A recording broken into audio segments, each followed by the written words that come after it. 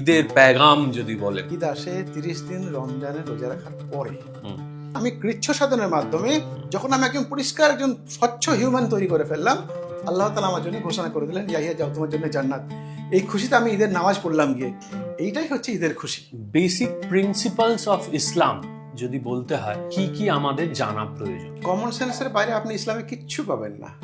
ইসলাম সবসময় একত্ববাদ ঈশ্বরে বিশ্বাস করে এসছে। আমাদের গ্রামের হিন্দুদের দেখেছি তারা শনিবার মঙ্গলবার উপবাস করে এসছে, তারা কন্টিনিউ উপবাস করেন, বরং আমাদের চাইতে বেশি কঠিন উপবাস তারা করেন। এই নামাজ পড়ার সময় আপনারা কি বলেন?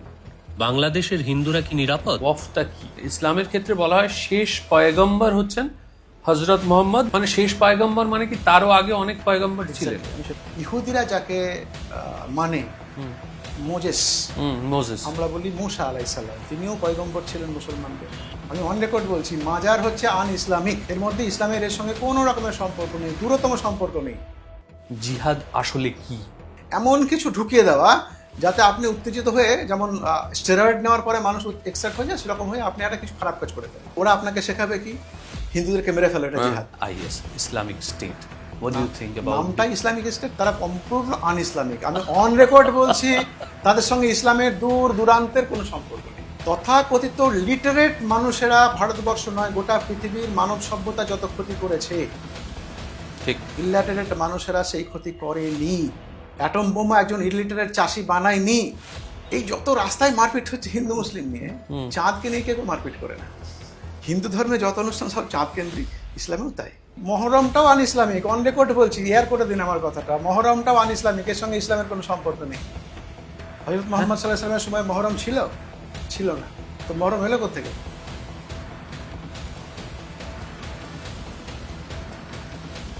Hello and welcome to another episode of Time and Tide podcast with Sourav. এতদিন পর্যন্ত আমরা সাধারণত নিজেদের টেরিটরির মধ্যে থেকে, মানে নিজেদের জ্ঞানগম্যির মধ্যে থেকে এপিসোড তৈরি করতাম। আজকে I am truly stepping out of my comfort zone.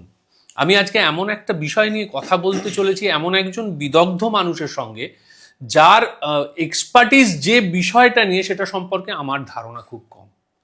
আজকে আমরা কথা বলতে চলেছি ইসলাম নিয়ে, ইসলাম ধর্ম নিয়ে, তার বিভিন্ন প্রিন্সিপালস নিয়ে এবং আরও অনেকগুলো বিষয় নিয়ে। তাই আজকের এপিসোডটা কিন্তু সম্পূর্ণ দেখতে হবে। আর যারা যারা এখনো অবধি আমাদের চ্যানেলটাকে সাবস্ক্রাইব করেনি, তাদের কাছে রিকোয়েস্ট, আপনারা প্লিজ লাইক করুন, সাবস্ক্রাইব করুন, কমেন্ট করুন। কারণ আমরা দেখেছি যত মানুষ আমাদের এপিসোড দেখছেন তার মধ্যে 15 থেকে 20% মানুষ সাবস্ক্রাইব করছেন। ফলে যে পরিমাণ ভিউ হচ্ছে সেই পরিমাণ সাবস্ক্রিপশন হচ্ছে না। তবে আপনারা যত বেশি বেশি করে সাবস্ক্রাইব করবেন, তত বেশি বেশি সংখ্যক ভালো ভালো অতিথি আমরা নিয়ে আসার সুযোগ পাবো। আজকে আমার সঙ্গে তেমনই একজন অতিথি, মোহাম্মদ ইয়াহিয়া, যিনি বেঙ্গল ইমাম অ্যাসোসিয়েশনের president. Welcome to the show. Thank you. প্রথমেই আপনাকে একটু কষ্ট দেওয়ার জন্য আন্তরিকভাবে দুঃখিত। আমি জানি আপনার রোজা চলছে। বেসিক প্রিন্সিপালস অফ ইসলাম যদি বলতে হয়, তাহলে কি কি আমাদের জানা প্রয়োজন? প্রথম থেকে যদি শুরু করি। খুব সিম্পল, একদম খুব সিম্পলেস্ট ফর্মে বলি, Islam is nothing but a common sense. আচ্ছা, কমন সেন্সের বাইরে আপনি ইসলামে কিচ্ছু পাবেন না। শুধুমাত্র বেসিক যে ডিফারেন্সটা, সেটা হচ্ছে একত্ববাদের সঙ্গে বহুত্ববাদের ডিফারেন্স। আচ্ছা, ইসলাম সবসময় একত্ববাদ ঈশ্বরে বিশ্বাস করে এসছে এবং সেটাই করে। আমরা আল্লাহকে এক মানি এবং নিরাকার মানেন, এবং নিরাকার মানি। আল্লাহকে কোনো ফর্মে বিশ্বাস করি না এবং আমরা দ্বিতীয় আল্লাহ বিশ্বাস করি না, আল্লাহকে এক মানি। বাকি যে সমস্ত ফর্মগুলো আছে রিলিজিয়ান্সে, সেখানে তারা তাদের ঈশ্বরকে বিভিন্ন ফর্মে, বিভিন্নভাবে, অনেক রকমভাবে দেখে। বেসিক ফারাকটা হচ্ছে এইখানে, একত্ববাদের সঙ্গে বহুত্ববাদের। বাকি আর কোনো সমস্যা নেই। একত্ববাদে কি বলা হয়? তুমি এক আল্লাহকে বিশ্বাস করো, বাট কমন সেন্সটাকে নষ্ট করো না। যেমন আমার যদি শরীর খারাপ হয়, ইসলাম কখনো বলে না যে তুমি বিজ্ঞানকে বাদ দিয়ে আমাকে ডাকো। ইসলাম আমাকে বলে তুমি আগে চিকিৎসা করাও, সুস্থ হও। আমি রোজা রেখেছি, এটা হচ্ছে আমার বিশ্বাস। কিন্তু যদি আমি কোনো অসুস্থ হই, রোজা রাখতে বারণ করা হয়েছে। আচ্ছা, আমি অসুস্থ, আমি সাংঘাতিক রকম অসুস্থ, আমি নামাজ পড়তে পারছি না, ইসলাম বলে পরে পড়ো, আচ্ছা, অন্যভাবে পড়ো। সেক্ষেত্রে কোনো বাইন্ডিংস নেই। ইসলাম বলে বাবা মাকে সেবা করো, বাবা মা কি ধর্মে বিশ্বাস করে ডাজ নট ম্যাটার। আপনি যেখানে প্রথম থেকে জন্মেছেন, আপনি আজকে সৌরভ ব্যানার্জি। আপনি ছোটবেলায় যখন আপনার 1 বছর বয়স ছিল, 2 বছর বয়স ছিল, 5 বছর বয়সে আপনি জানতেন না তো যে আপনার নাম সৌরভ ব্যানার্জি। ঘটনাচক্রে আপনার নাম মোহাম্মদ ইয়াহি হতে পারতো। অপোজিটে আমি আপনার পরিবারে জন্মালে আমার নাম সৌরভ ব্যানার্জি হতে পারতো।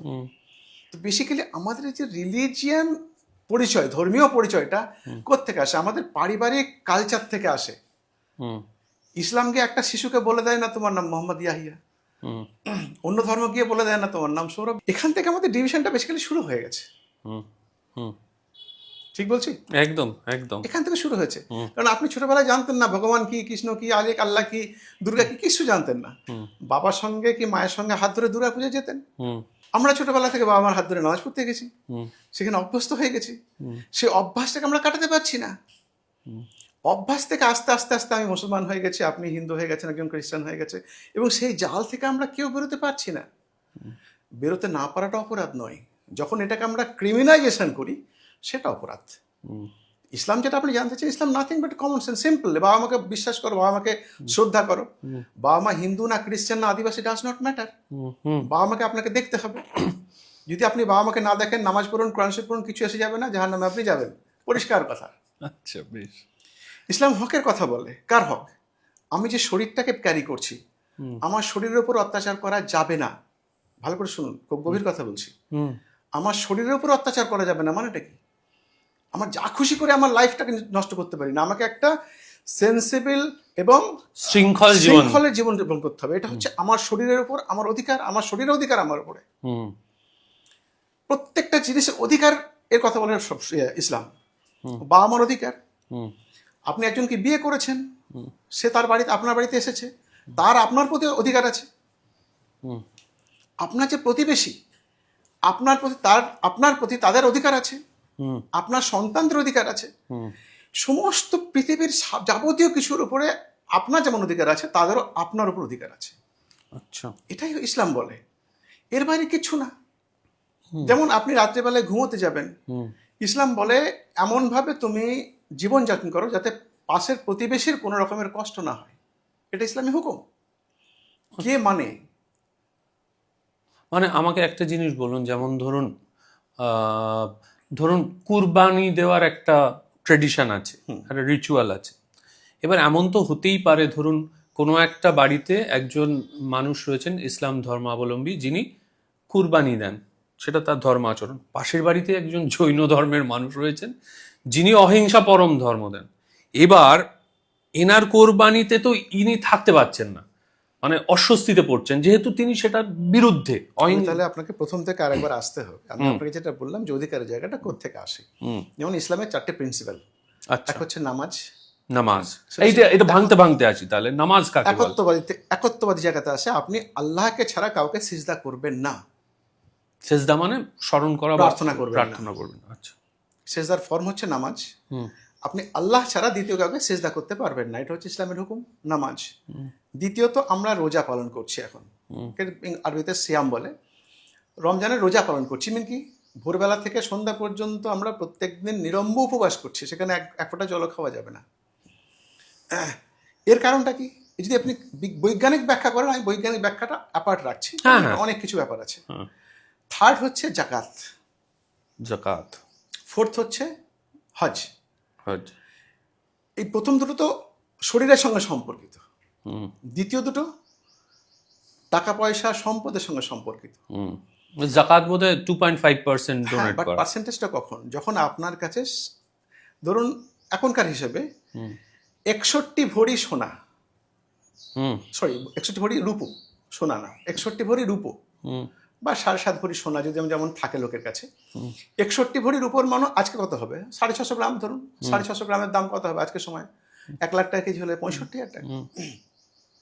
যদি 65,000 টাকার বেশি টাকা আপনার কাছে থাকে, তার একটা নিয়ম আছে। সেই নিয়ম অনুযায়ী যদি আপনার কাছে টাকাটা থাকে, তাহলে তার 2.5% আপনাকে গরিবদের বিলি দিতে হবে, আপনার কাছে রাখতে পারবেন না। এর কারণ তাদের হক। আপনি রোজগার করছেন, আচ্ছা, কিন্তু সব রোজগারের উপরে আপনার একলার অধিকার নেই। ভালো করে শুনুন, গরিবের অধিকার আছে, আপনার রোজগারের উপর তার অধিকার আছে। তারপরেও যদি আপনার কাছে এক্সেস টাকা থাকে, এখান থেকে মক্কা গিয়ে হজ করে আসার মতো যদি আপনার কাছে এক্সেস টাকা থাকে, তাহলে আপনাকে হজ করতে যেতে হবে। আচ্ছা, ইট মিনস ইসলাম আপনাকে শুধুমাত্র ওয়েলথ অ্যাকুমুলেট করে যাও, আদানি আম্বানি হয়ে যাও, এটা ইসলাম বিরোধী। আপনাকে প্রত্যেক বছর তার হিসাব অনুযায়ী আপনাকে জাকাত দিতে হবে, আর বাউন্ড টু ইট। এবার জাকাতটা আপনাকে কেন দিতে হবে? কারণ আপনার টাকার উপরে অন্যের অধিকার আছে। অধিকারের ফর্ম আছে অনেক রকমের। যেমন কি কি ফর্ম আছে বলছি, যেমন আপনার স্ত্রীর উপরে আপনার যে অধিকার, আপনার স্ত্রীর তো আপনার উপর সেই অধিকার হয় না। দুটো ফর্ম আলাদা। স্বামী হিসেবে আপনার যে অধিকার স্ত্রীর উপরে, স্ত্রীর তো স্বামীর উপরে সেই অধিকার হবে না, ডিফারেন্ট হবে, বাট অধিকার আছে। অধিকারগুলো অনেক বিস্তৃত আলোচনায় আসছি। এবার অধিকার যে আছে, সেই অধিকারের ক্ষেত্রে প্রতিবেশীর হকের কথা আপনি যেখানে প্রশ্ন তুলে, আমি স্পেসিফিক্যালি আসছি সেখানে। আমরা যে সোসাইটিতে বাস করি, সেই সোসাইটি আশা করে যে প্রত্যেকে তার সহাবস্থানের সঙ্গে আমরা বাস করব। ঠিক, কারেক্ট। এবার আপনার যেখানে স্পেসিফিক্যালি কোশ্চেন, আজকের সময় দাঁড়িয়ে এটা খুব একটা লজিস্টিক্যাল প্রশ্ন, আমি আপনাকে পরিষ্কার করে বলছি। দেখুন, আপনার যে অধিকার আছে সেটা হচ্ছে আপনার ধর্ম আচরণ করার অধিকার। আপনার ধর্ম আচরণ করতে গিয়ে যদি অন্যের ধর্ম আচরণে কোনো রকমের অসুবিধা না হয়, সেটাও দেখা আপনার জরুরি। আচ্ছা, প্রত্যেকের সমানভাবে ধর্মাচরণ করার অধিকার আজকের সমাজে স্বীকৃত, সংবিধানে স্বীকৃত, ইসলামও সেটাই বলে, আলাদা বেসিক্যালি কিছু বলে না। মানে পরধর্ম সহিষ্ণুতার কথাও বলে। 100%। আপনি চাইলে ইসলাম পালন করুন, না চাইলে ইসলাম ছেড়ে দিয়ে আপনি সৌরভ বন্দ্যোপাধ্যায় হয়ে যান, কেউ আপনাকে আটকাচ্ছে না। যখন আপনি ইসলামে থাকবেন, ইসলামের আইন কানুনগুলো আপনার উপর লাগু হবে। আপনি যখন ভারতবর্ষে বাস করবেন, ততক্ষণ ভারতবর্ষের আইন কানুন আপনার উপর অ্যাপ্লিকেবল। ঠিক, আপনি ভারতবর্ষ ছেড়ে গিয়ে আমেরিকা চলে গেলেন, আমেরিকার ল আপনার উপর অ্যাপ্লিকেবল।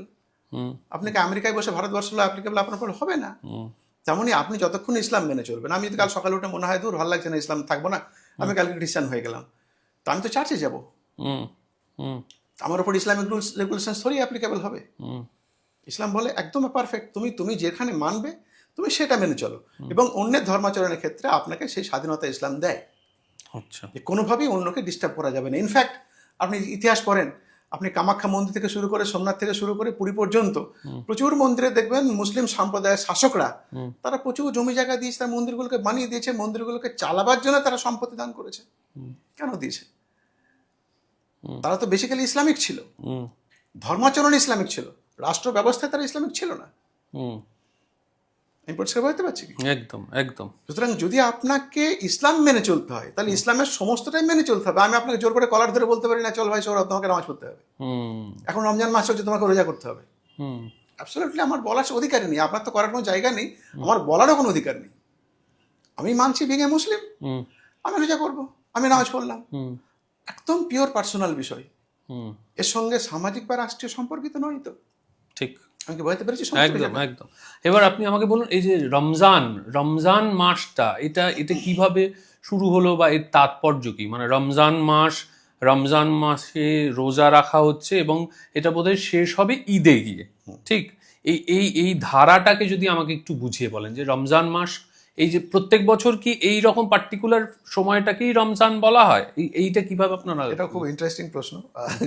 আপনি দেখেছেন, আমি জানি না, আমাদের আমি বাঙালি তো যেহেতু, এবং আমরা বাঙালি পরিবারে আমি বড় হয়েছি ছোটবেলা থেকে, অ্যাপার্ট ফ্রম বিং এ মুসলিম বলছি, আমাদের গ্রামে হিন্দু মুসলিম আদিবাসী সব সম্প্রদায় বাস করেছে, ছোটবেলা থেকে আমরা একসঙ্গে বাস করেছি। সুতরাং হিন্দু ধর্মীয় কালচার সম্পর্কে আমি কিছুটা জানি, সবটা জানি না।